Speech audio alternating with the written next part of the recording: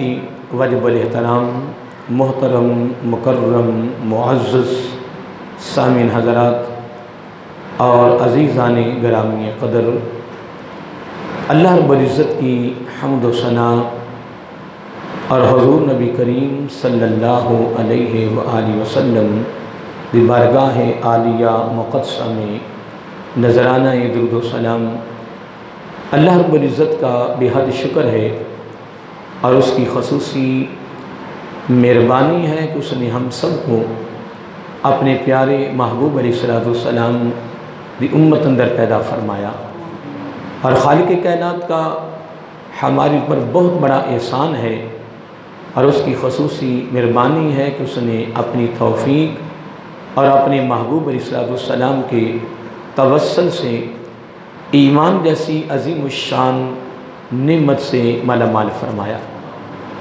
اور اس کی بارگاہ میں دعا ہے کہ اللہ تعالی ہم سب کو ایمان پہ زندہ رکھے اور ایمان پر ہی موت عطا فرمائے، ایماندار عادل سربراہ عطا فرمائے اور آخری سانس تک غیروں کی محتاجی سے محفوظ فرمائے اور اپنا ہی محتاج رکھیں۔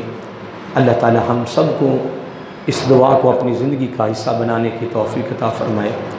حضرات محترم، گزشتہ محرم الحرام کے مہینہ میں اور سفر کے پہلے جمعۃ المبارک تک، بلکہ 2 جمعوں تک ہماری جو گفتگو ہے وہ فضائل اہل بیت کے حوالے سے جاری رہی، اور 2-3 جمعوں پر پھر میں نے آقا علیہ السلام کے گھر والوں کے مختلف پہلوؤں کے حوالے سے، پھر ان میں سے بھی حضرت امام حسن مجتبیٰ رضی اللہ تعالیٰ عنہ کی زندگی کے مختلف پہلوؤں کے حوالے سے میں، اور ان میں سے بھی صرف ایک پہلو سخاوت کا جو پہلو ہے اس پر میں گفتگو کرتا رہا، اور جو اللہ تعالیٰ کی توفیق سے میری زبان پر الفاظ کلمات ان کی زندگی کے حوالے سے آئے وہ آپ تک پہنچے اور آپ نے سماعت فرمائے، آپ نے سنے۔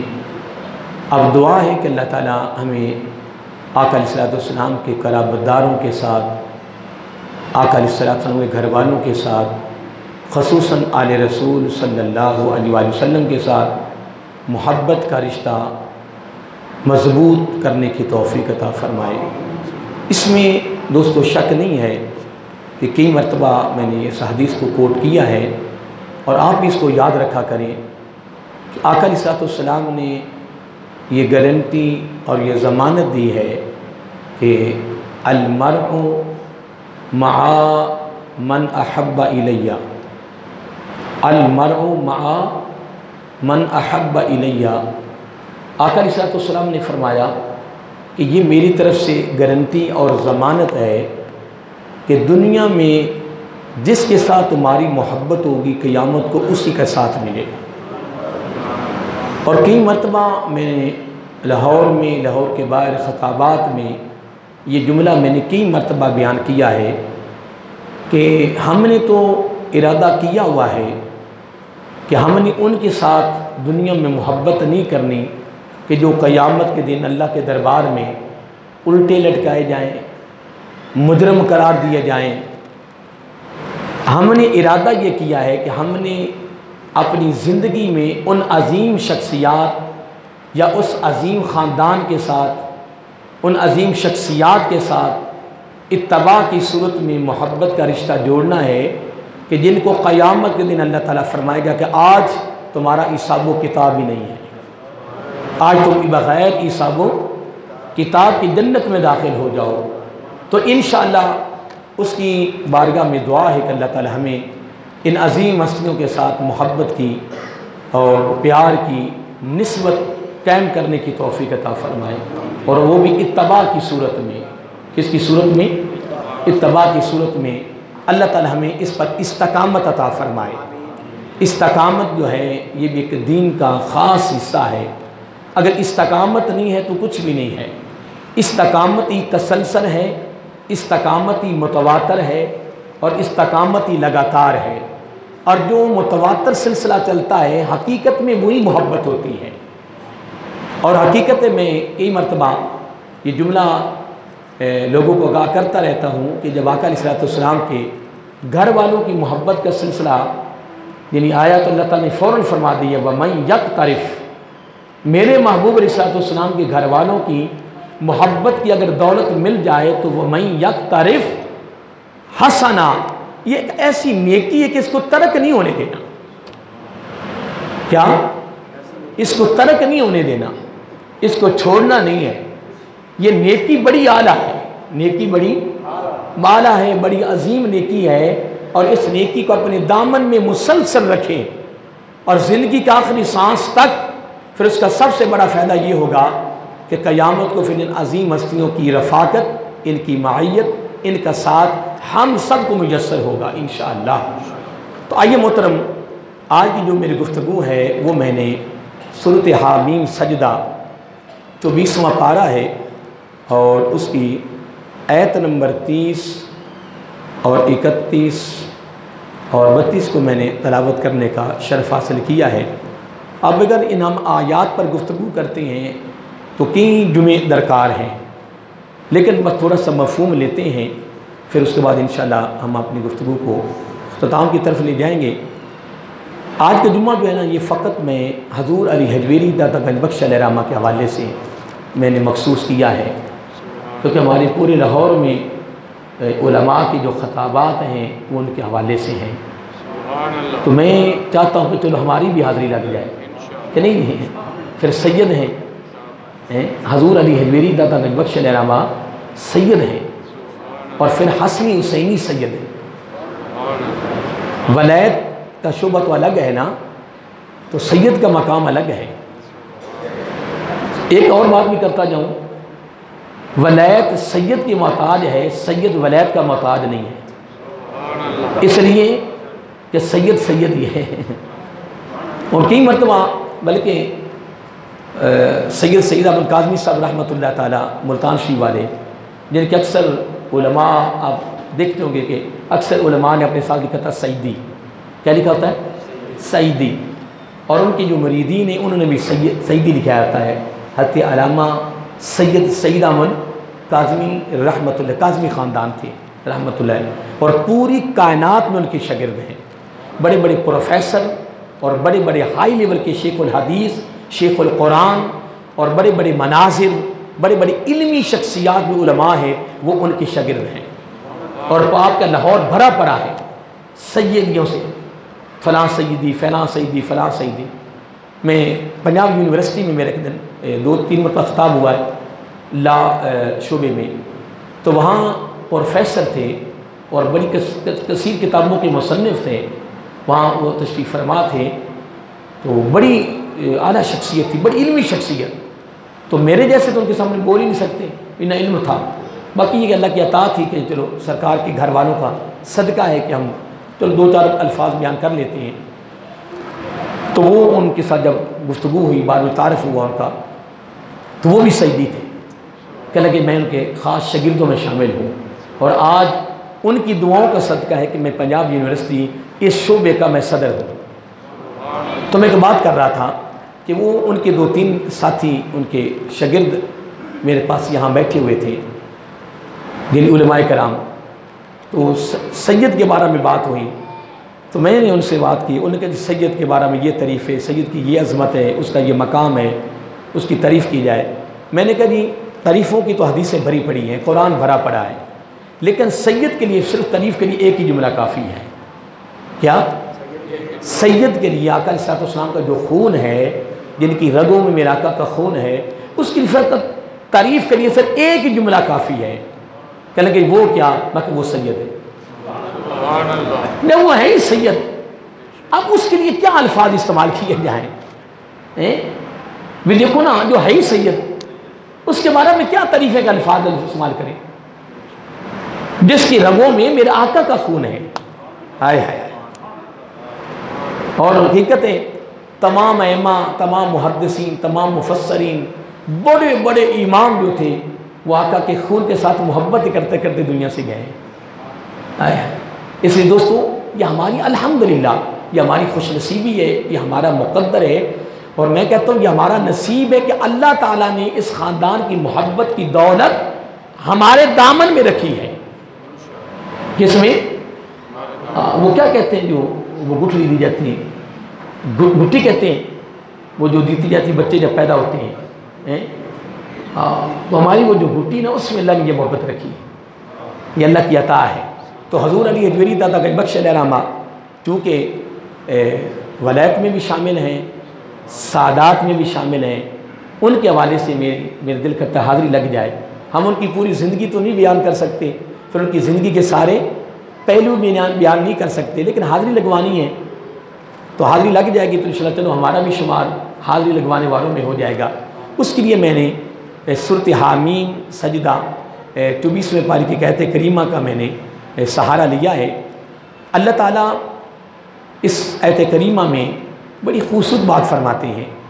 اللہ تعالیٰ فرماتا ہے ان الذین، بے شک، اس میں کوئی شک نہیں ہے کہ وہ لوگ قالو، یہ صیغہ جمع کا ہے، قالو جب وہ کہتے ہیں ربنا اللہ، اللہ ہمارا رب ہے، اللہ ہمارا رب ہے. جب وہ اپنی زبان سے اعلان کرتے ہیں کہ اللہ ہمارا رب ہے تو اللہ تعالیٰ فرماتا ہے کہ فقط وہ مجھے رب کہنے تک محدود نہیں ہے، فقط وہ زبان تک محدود نہیں ہے کہ وہ فقط کہتے ربنا اللہ کہ اللہ ہمارا رب، وہ یہاں تک محدود نہیں ہے. اگلا جملہ بڑا سننے والا ہے اور توجہ طلب جملہ ہے اور خاص ہے. اللہ تعالیٰ نے یہ خاص ان کی نشانی بیان کی ہے. اللہ تعالیٰ فرماتا ہے ربنا اللہ، جب وہ کہتے ہیں اللہ ہمارا رب ہے تو اللہ تعالیٰ فرماتا ہے کہ اور کام بھی سنیے. اللہ فرماتا ہے ثم استقاموا، پھر وہ اس پر قائم ہے، پھر ان کے پاس استقامت ہے. جتنے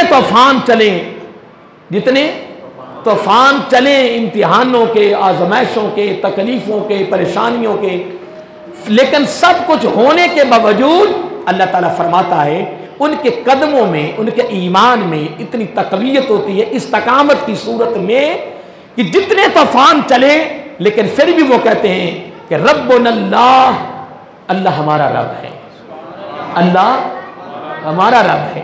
حضور علی حجویری دادا گنج بخش علیہ رحمہ افغانستان سے چلے ہیں. کہاں سے؟ افغانستان چلے اور لاہور آئے ہیں. لیکن ہم نے یہ دیکھنا ہے کہ لاہور تشریف کیوں لائے اور لاہور میں ڈیرا لگایا اور ایک جھونپڑی پہ اپنی زندگی بسر کی ہے. کس میں؟ ایک جھونپڑی میں. لیکن لوگوں کو نہیں علم کہ اس جھونپڑی کا مقام رب کی بارگاہ میں کیا ہے. اللہ تعالیٰ نے، میرے آقا علیہ السلام نے سادگی کی بڑی تعریف فرمائی ہے. کس کی؟ اور اللہ تعالیٰ کے اللہ والے جتنے بھی گزرے ہیں نا وہ سادگی میں گزرے ہیں، سادگی میں گئے ہیں. کس میں؟ سادگی میں گئے ہیں. اور سادگی کی میرے آقا علیہ السلام نے بڑی تعریف فرمائی ہے. میں نے یہاں تک حدیث کے جملے پڑھے ہیں. حضرت ابو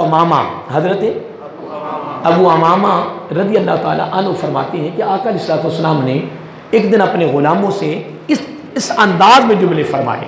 کس انداز میں فرمایا؟ ارے صحابہ تم میری بات کیوں نہیں سنتے ہو؟ اللہ سنیے، ارے صحابہ سنیے، ارے صحابہ سنیے. یہ جملے حدیث کے، اور یہ میرا آقا صاحب کا ایک انداز تھا اپنے غلاموں کو اپنی طرف راغب کرنے کا، اپنی طرف مائل کرنے کا اور اپنے پیغام کو دینے کے لیے. آقا علیہ السلام نے یہ انداز اختیار فرمایا، ارے صحابہ سنیے. یہ 3 مرتبہ جملہ فرمایا. یہ حدیث میں آتا کہ ایک دفعہ جملہ فرمایا، پھر آگے آقا علیہ السلام نے بڑی پیاری بات فرمائی. فرمایا آپ کو بتاؤں، آپ کو بتاؤں کہ ایمان کی نشانی کیا ہے، ایمان کی علامت کیا ہے، ایمان کا تعارف کیا ہے، ایمان کی پہچان کیا ہے، ایمان کس میں ہے، ایمان کس میں ہے. ارے صحابہ سنیے. پھر 3 مرتبہ پھر آپ نے قسم اٹھائی. فرمایا اللہ کی عزت کی قسم بتاؤں کہ ایمان کس میں ہے. میرا آقا نے صحابہ نے آقا فرمائیے کہ ایمان کس میں ہے. پھر 3 مرتبہ فرمایا ایمان سادگی میں، ایمان سادگی میں، ایمان سادگی میں. ایمان سادگی میں ہے. سادگی جو ہے کہ اللہ تعالیٰ کو بڑی پسند ہے. حضور علی حجویری دادا گنج بخش علیہ رحمہ جب لاہور تشریف لائے تو ان کی اب زندگی اٹھا کے دیکھ لیں، ان کا مکان ان کا لباس اٹھا کے کبھی کتابیں پڑھ کے دیکھیں، ان کا لباس سادگی میں ہے، ان کا مکان سادگی میں ہے. اور اگر ان کے مکان کو دیکھو، ہائے ہائے ہائے، کیا اگر ان کے مقام کو دیکھو تو ان کی رگوں میں خون مصطفیٰ ہے صلی اللہ علیہ وآلہ وسلم. میں ایک دن پڑھ رہا تھا کہ حضور علی اجویری علیہ رحمہ فرماتے ہیں کہ میں یمن اور شام، دمشق، ان علاقوں میں اپنے شیخ کے ساتھ تھا، پیر صاحب کے ساتھ تھا، اپنے پیر مرشد کے ساتھ میں سفر میں تھا. کس میں؟ سفر میں تھا. اب یہ جملہ بڑا خاص سننے والا ہے. تو کہنے کی ایک جگہ پہ نا گندم کے ڈھیر لگے ہوئے تھے. یہ تھریشر مشین لگتی ہے نا، تو پھر وہ ڈھیر لگتے ہیں تو اٹھانے کے لیے. تو گندم کے ڈھیر لگے ہوئے ہیں، تو گندم لینے کے لیے نا خرقہ پہنا ہوا ہے، لباس فقیروں والے لباس پہنے ہوئے ہیں. کون سے؟ فقیروں والے لباس پہنے ہوئے ہیں، جن کو ہم جبہ کہتے ہیں. اور ان کی جو صورتیں ہیں، شکل و صورت، وہ ساری فقیروں والی ہیں.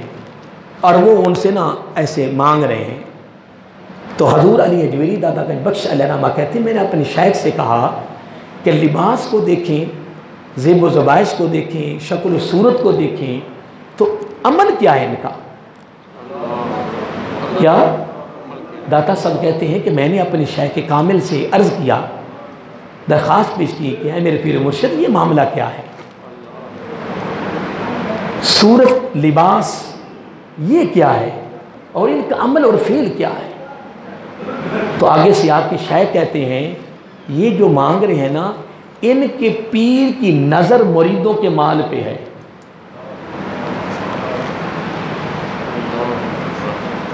ادھر ہی ہے نا، خاموش ہو گئے ہیں. ابھی جملہ آگے سنیے. حضرت داتا صاحب فرماتے ہیں رحمہ میں اپنے پیر سے عرض کیا کہ ان کا لباس تو فقیرانہ ہے. کیا ہے؟ فقیرانہ ہے، شکل و صورت فقیرانہ ہے، لیکن یہ مانگ رہے ہیں گندم کسی سے. ہاں یہ مانگ رہے ہیں، وجہ کیا ہے؟ تو حضور علی اجویری دادا گنج بخش علیہ فرماتے ہیں کہ میرے شیخ نے کہا کہ یہ حالت کبھی ان کی نہ ہوتی. کیا؟ اس لباس میں کبھی یہ بھیک نہ مانگتے، لیکن حالت یہ ہے کہ جو ان کا پیر ہے اس کی نگاہ مریدوں کے مالوں پہ ہے. تو جس پیر کی نگاہ مریدوں کے مالوں پہ ہو، ان کے مریدوں کا حال یہی ہوتا ہے. تو رب یہاں کیا فرما رہے؟ ربنا اللہ. جب وہ کہتے ہیں اللہ ہمارا رب ہے، تو رب پہ ان کا اتنا توکل ہوتا ہے کہ رب کی ذات کے علاوہ ان کا سانس بھی اوپر نیچے نہیں جاتا ہے. وہ کسی سے مانگنا تو بڑی دور کی بات ہے. ثم استقاموا، پھر وہ اس پر وہ قائم ہے، اس پر وہ توکل. ایک بہت ایک وسیع موضوع ہے. توکل موضوع ہے، یقین، بولیے، یقین موضوع ہے، توکل موضوع ہے، اور اتنے وسیع موضوع ہے. لیکن قربان جائیں حضور داتا گنج بخش علیہ رحمہ توکل اور یقین والوں کے اندر شامل تھے، ان میں شامل تھے. توکل اور یقین ولیوں کا حصہ ہے. ہمارے جیسوں ہم تو کچھ کر ہی نہیں سکتے.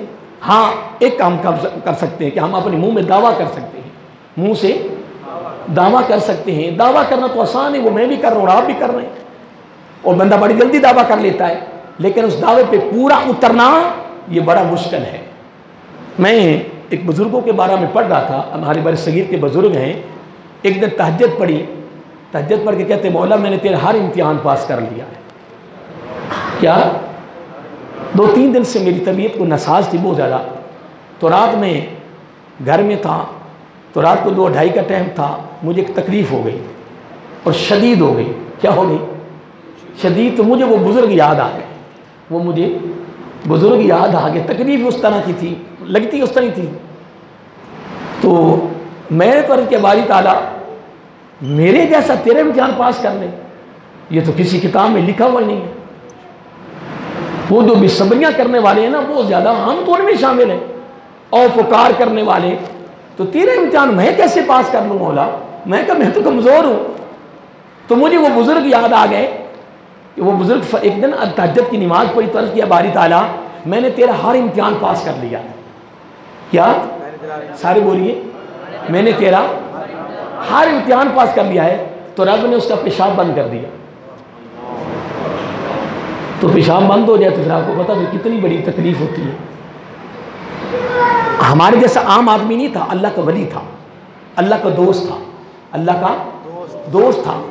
تو کیا عرض کیا کہ باری تعالیٰ میں نے تیرا, رب نے فرمایا تو نے میرا ہر امتحان پاس کر لیا ہے میرا.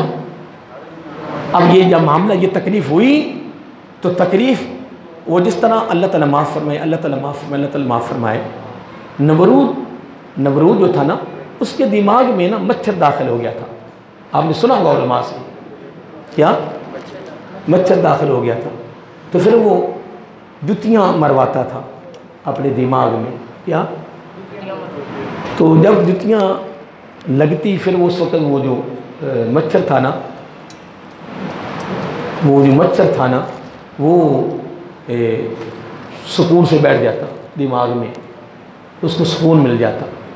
اللہ معاف کرے, اللہ معاف کرے. اور جب وہ مارنے والے جن علیحدہ ہو جاتے تو پھر وہ دماغ میں اللہ معاف کرے عذاب تھا نا, اللہ کی طرف سے تھا نا. تو پھر وہ میں تو یہی پڑھا تفسیر میں کہ وہ اسی تکلیف میں مرا ہے. اللہ تعالیٰ معاف فرمائے. حضور نبی کریم علیہ السلام کی بارگاہ میں ایک بندہ آیا تو آ کے عرض کرتا ہے یہ گندم کا دانہ میری قسمت میں ہے یا تمہاری قسمت میں ہے؟ کیا؟ یعنی یوں سمجھنے کہ آقا علیہ السلام کو معاذ اللہ ثم معاذ اللہ ثم معاذ اللہ عرب خرب بر معاذ اللہ اپنی طرف سے نا, جس طرح بندہ کسی کو بیشت کرنے آتا ہے, یعنی وہ اپنی طرف سے یہ سوچ کیا تھا اور آقا علیہ السلام کے سامنے بیٹھ گیا اور کیا کہتا ہے, کہتا کہ یہ گندم کا دانہ میری قسمت میں یا آپ کی قسمت میں ہے. تو آقا علیہ السلام نے فرمایا نہ میری قسمت میں نہ تیری قسمت میں, یہ ملک شام میں ایک پرندہ ہے یہ اس کی قسمت میں ہے. اس نے فوراً کھا لیا. کیا؟ تو آیا اسی کام کے لیے تھا کہ جو اس نے کہنا ہے میں اس کا الٹ کرنا ہے. اللہ معاف کرے. میں نے جہاں تک میں نے مطالعہ کیا ہے نا, میں نے یہی پڑھا ہے کہ اللہ والوں کی مجلس میں آ کے بے ادبی نہیں کرنی, اللہ والوں کے لیے سوچنا بھی نہیں ہے. کیا؟ دل میں خراش بھی نہ آئے, کیونکہ من عاد لی ولیًا فقد عزمت بالحرب. سوچ بھی جو ہے یہ اللہ کے ولیوں کی دشمنی ہے. اور اللہ تعالیٰ نے خود فرمایا, یہ حدیث قدسی ہے, کہ جس نے میری ولی کی مخالفت کی میری طرف سے اعلان جنگ ہے. میری طرف سے اعلان. کیوں؟ اس لیے کہ ان الذین قالوا ربنا اللہ, وہ اس زمرے میں شامل ہے, ہم اس میں شامل نہیں ہیں. کہ یہ نہ سوچ لینا کہ ہم شامل ہیں, یہ ہماری تعریف نہیں ہو رہی, یہ ربنا اللہ ثم استقاموا والے گروہ کی تعریف ہو رہی ہے. ہم تو ہے ہی نہیں وہ, ہمارے دامن میں نمازیں نہیں ہے, روزہ نہیں ہے, عبادت اور ریاضت نہیں ہے, ہمارے پاس نبی پاک کی ادائیں نہیں ہیں. ہم کیا سوچ سکتے ہیں کہ ہم یہ ہیں؟ مطلب ہم یہ نہیں ہیں. ہاں تم میں کہیں بیٹھے ہوں گے ایسے لوگ جو ایسے یہ ہیں, میں اپنی بات کرتا میں وہ نہیں. ہم تو سوچ بھی نہیں سکتے حضرت صاحب, سوچ بھی نہیں سکتے. میں وہ پیشاب کی بات کرتا کافی آگے چلا گیا تو مثال دی. اس نے کیا کہا کہ یہ دانہ کس کی قسمت میں ہے؟ تو آقا علیہ السلام نے کیا فرمایا؟ فرمایا نہ تیری نہ میری, دونوں کی قسمت میں نہیں ہے. یہ ملک شام کا ایک پرندہ ہے اس کی قسمت میں. اس نے فوراً, تو یہ نبی پاک کی مخالفت نہیں؟ بولو. تو پھر اللہ تعالیٰ اس کو چھوڑے گا؟ ولی کی مخالفت جو ہے وہ اللہ تعالیٰ اس کو اعلان جنگ کا اعلان کر رہا ہے کہ میری طرف سے اعلان جنگ ہے. من عاد ولی فقد عزمت بالحرب. حرب کس کو کہتے ہیں؟ حرب جنگ کو کہتے ہیں. فرمایا میری طرف سے اعلان جنگ ہے. جو ربنا اللہ ثم استقاموا کے زمرے میں شامل ہو پھر اس کی کو مخالفت کر جائے, رب کہتے ہیں پھر وہ چھوڑا جائے گا؟ نہیں, وہ نہیں جائے گا. برس جب اس نے کھایا تو وہ جو دانہ تھا نا وہ اوپر کو چڑھ گیا دماغ کو. ویسے چیز چڑھ جائے نا اس کی تکلیف اور ہوتی ہے. تو جو نبی کی دشمنی میں رب چڑھائے اس کی تکلیف کچھ اور ہوتی ہے. وہ عذاب تھا. کیا تھا؟ وہ عذاب تھا. تو جب ایسے چڑھا نا دانہ تو پھر اس نے ستایا، تڑپا دیا اس نے، پھر بنا بھاگا دائیں بائیں، کوئی علاج نہیں۔ کسی نے کہا یار میں آپ کو ایک حکیم بتاتا ہوں، تو جو نبی کی زبان سے نکل جائے پھر وہ سچ ہے، کیونکہ میں تو رسول فقط عطا اللہ کہ نہیں، قرآن سارا بھرا پڑا ہے، وما ينطق عن الهوى ان هو الا وحی یوحی۔ پھر دانے جب ستایا تڑپایا، جب رب کا عذاب ہوا، تکلیف ہوئی، تو پھر بہت بھاگ دوڑ کی، پر کہیں سے علاج نہ ہوا، تو کسی نے بتایا یار میں آپ کو حکیم بتاتا ہوں، آپ اس کے پاس چلے جاؤ تو تکلیف دور ہو جائے گی۔ کہنے کہ ملک شام ایک حکیم ہے، کسی نے بتایا، کیا کسی نے بتایا کہ ملک شام میں حکیم ہے، وہ اس کا علاج کرتا ہے، اس کو کہتے ہیں سراں کو جو چیچڑ گیا ہے، اللہ تعالیٰ معاف فرمائے۔ وہ کہتا ہے وہ خود جب واپس آ کے مسلمان ہو گیا نا، یا جب واپس آ کے مسلمان ہوا، اس نے کلمہ پڑھا، اس وقت اس نے یہ سارا واقعہ سنایا، کہنے کہ پھر میں وہاں سے نکلا تو میں ملک شام جا رہا تھا، پیدل تھا، تو میں ایک جگہ پہ بیٹھ گیا، ایک جگہ پہ، تو ملک شام یعنی میں پہنچ چکا تھا، ابھی حکیم کے پاس نہیں پہنچا تھا، ابھی میں ملک شام سے جن بار کھیتوں میں بیٹھا ہوا تھا، یہ جس طرح کی مطلب طویل سفر پیدل کرتا ہے تو پھر تھوڑی دیر تھکاوٹ ہو جائے تو کہ درخت کے نیچے تھوڑا سا آرام کر لے، کہ میں وہی آرام کرنے لگا، تو آپ ان میں دیکھا ہوگا کہ بندہ باہر بیٹھا ہو نا، تو ایک بندے کی اس طرح کوئی چیز آ رہی ہو، ان کو بندہ آ رہا ہو یا کوئی چیز آ رہی ہو تو ٹیڑھی ہو کے آئے نا تو بندہ غور نہیں کرتا، اور اگر اس طرح سیدھی آئے نا تو بندہ نا متوجہ ہوتا کہ یار یہ بالکل سیدھی میری طرف آ رہی، ایسے ہی ہے نا، تو بندہ غور کرتا ہے کہ یار یہ سیدھی میری طرف آ رہی۔ وہ کہتا ہے کہ میں نے ایسے بیٹھا ہوا، بڑی دور سے کہنا پرندہ آ رہا تھا، تو آ رہا تھا ایسے، تو میری توجہ اس کی طرف چلی گئی، اس توجہ کے اندر میری تکلیف دور ہو گئی، میں تکلیف بھول گیا اور میری توجہ اس پرندے کی طرف ہو گئی۔ کیا تو میں پرندے تو وہ ایسے میری طرف سیدھا آ رہا، پرندہ بڑا تھا اور میں وقتی طور پر خوف کھا گیا کہ یار یہ سیدھا میری طرف آ رہا ہے، میں نے اٹھنے کی کوشش کی پر مجھ سے اٹھا بھی نہ گیا۔ میری بات پہ غور کر رہے ہیں؟ یعنی اٹھنے کی کوشش کی، جس طرح انسان کو خوف آتا ہے، اٹھا بھی نہ گیا، اٹھے کیسے؟ وہ جو زبان نبوت سے نکل گیا وہ نہیں ہونا، رب خود نہیں فرماتا وما ينطق عن الهوى ان هو الا وحی یوحی؟ تو خدا کے قسم یہ بھی سن لیں، وہ تو میرا آقا علیہ السلام ہے نا، لیکن ربنا اللہ ثم استقاموا، جن کے لیے رب فرما رہا ہے نا، ان پر بھی بڑے بڑے طوفان امتحانوں کے آئے، لیکن ثم استقاموا، اس طرح انہوں نے استقامت حاصل کی کہ رب نے قرآن ان کا ذکر کر دیا۔ دعا کر اللہ تعالی ہمیں بھی استقامت کی دولت نصیب فرمائے۔ استقامت بڑی دولت ہے، استقامت ہے، توکل ہے، یقین ہے، یہ بہت بڑی صبر ہے، یہ بڑی دولتیں ہیں، یہ بہت بڑے انعام ہیں جن کو مل جائیں۔ پھر توکل ہے، پھر یقین ہے، پھر صبر ہے، ٹھیک ہے نا، استقامت ہے۔ جب یہ دولتیں ساری، ان میں سے کوئی دولت بھی جس کو بھی مل گئی، قیامت کو اس کا حساب نہیں ہوگا، یہ بھی یاد کر لیں، اس کا قیامت کو حساب نہیں ہوگا، وہ بغیر حساب و کتاب کے جنت میں جائے گا۔ یہ اتنی بڑی اعلیٰ دولتیں ہیں، لیکن یہ ملنی بڑی مشکل ہے، یہ ملنی بڑی مشکل ہے۔ دعویٰ تو میں کر رہا ہوں، دعوے تو سارے کر رہے ہیں نا، لیکن اس پر پورا اترنا یہ بہت مشکل ہے۔ توکل بہت مشکل ہے، یقین بہت مشکل ہے، صبر بہت مشکل ہے، استقامت بہت مشکل ہے۔ میں ابھی اس طرف وہ درمیان باتیں کرنے لگا، بس وہ جب سیدھا ایسا کہ بالکل میرے قریب آ گیا پرندہ، میرے بولیے، پرندہ بالکل میرے قریب آ گیا اور میں دیکھ رہا ہوں، جب میرے قریب آیا تقریب میری دور ہو گئی، وہ پرندہ بالکل قریب آ گیا اور میں ایک دفعہ چکنا ہو گیا۔ وہ قریب آیا، مجھے چھینک آئی، جس کو ہم اپنی بولی میں نچ کہتے ہیں۔ جب مجھے چھینک آئی اور وہ دانا میرے ناک سے نکلا، دانا نیچے نہیں گرا، نیچے گرنے سے پہلے ایسے نکلا اور دانا ایسے پرندہ آیا، اسے جھپڑا اور اندازہ لگا۔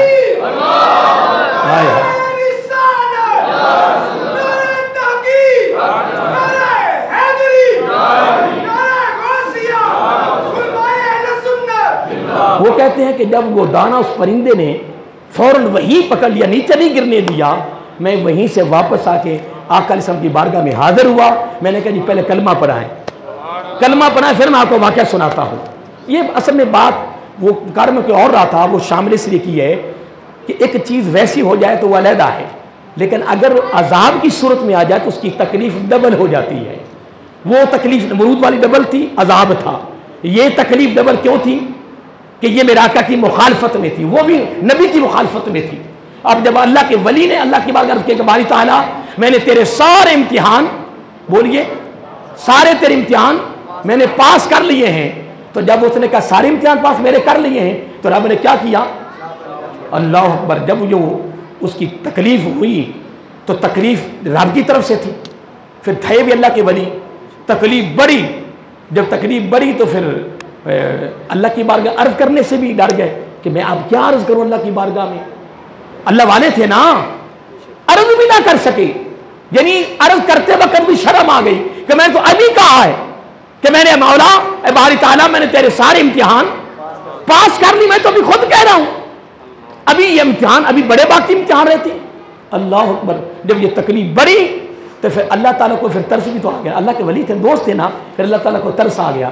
رب نے فرمایا، آواز آئی، الہام ہوا. کیا ہوا؟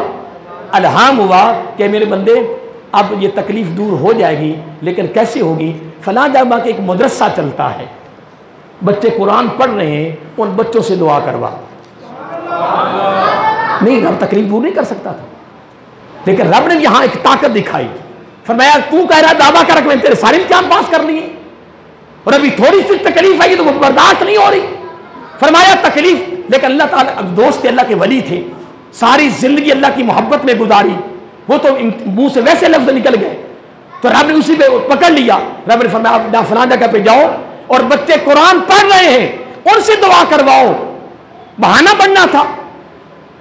جب وہاں پہنچے تو وہ سارا مدرسہ ہی کھڑا ہو گیا، استاد بھی کھڑے ہو گئے. کہنے لگے اللہ والے آ گئے، مشہور تھے، بڑے مشہور تھے، اللہ والے آ گئے. بس بٹھایا، استقبال کیا، بیٹھ گئے، دعا کریں. کہنے لگے یار آج میں دعا نہیں کروں گا، آج تم میرے لیے دعا کرو، آج تم میرے لیے دعا کرو. اور میں نے یہاں تک حدیث پاک میں پڑھا ہے جب رب پورے جلال پر آتا نا، پورے جلال پر، تو سارے اس کے فرشتے اس کی بارگاہ میں سجدہ ریز ہو جاتے ہیں. وہ اربوں ہیں، وہ کھربوں ہیں، وہ ان گنت فرشتے ہیں. کنزل عمال حدیث میں یہ حدیث موجود ہے کہ اللہ تعالیٰ جب پورے جلال پہ ہوتا ہے پھر سارے فرشتے اس کی بارگاہ میں سجدہ کرتے ہیں، اس کی تعریف کرتے ہیں، اس کی حمد بیان کرتے ہیں. لیکن اللہ تعالیٰ کا جلال اس میں یا گھٹا نیچے نہیں آتا، نا جلال برقرار رہتا ہے. لیکن میرا آقا علیہ السلام نے فرمایا جب اللہ تعالیٰ کی نظر زمین کی طرف آتی ہے نا تو جو میری امت میں سے جو